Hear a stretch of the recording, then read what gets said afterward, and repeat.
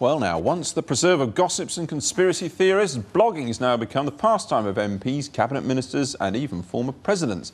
Bill Clinton revealed this week how he's an avid blog reader, whilst many sites have seen their influence grow at Westminster. Now the parties are looking at how they can benefit from the blogosphere. Our technology correspondent Benjamin Cohen reports. Through blogs, everyone can speak, everyone can be heard. The blog world and this new way that information moves does have an influence.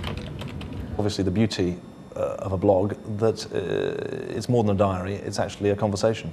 And there are lots of conversations taking place in Westminster questioning how politicians can use political blogs.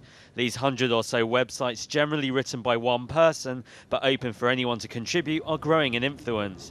How parties can benefit remains unclear, but Britain's first blogging cabinet minister is trying to find out. Well, this is my blog. People can make their own choice about whether they think it's interesting or boring. They can make their own choice about whether to contribute or not.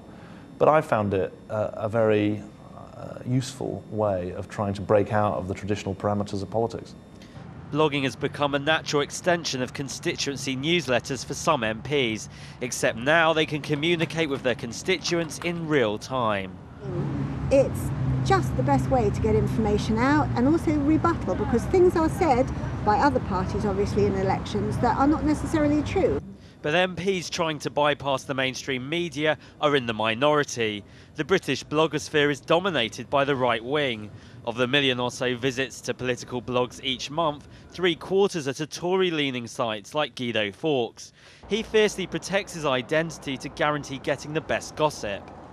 It's politically incorrect, irreverent, and it takes the mickey out of politicians. Also, it captures that disillusionment and anti-political mood at the moment. It's very anti-politicians. New Labour have always been a control freak party. I still don't think they get the blogosphere. The blogosphere is an incredibly democratic medium. They can't control it, and I think they are a little bit frightened of it.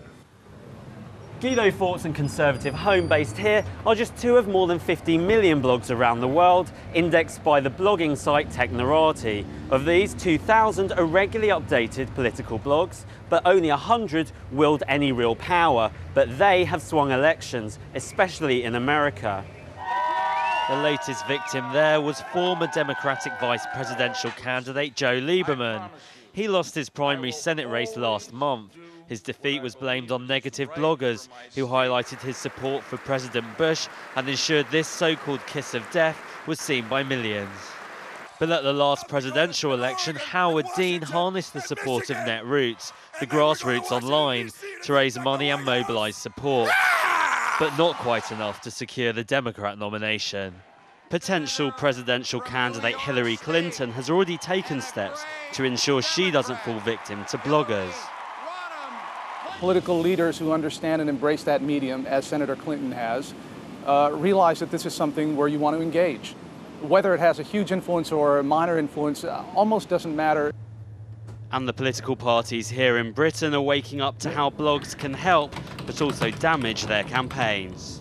I want our own website to become much more open, to become somewhere where there are open blogs. Indeed, there could even be some unmoderated blogs there, which is risky. I mean, all of this is risky, but I think that's where you get some of the excitement back into politics. To stimulate this excitement, this year for the first time, bloggers will be admitted to all of the party conferences.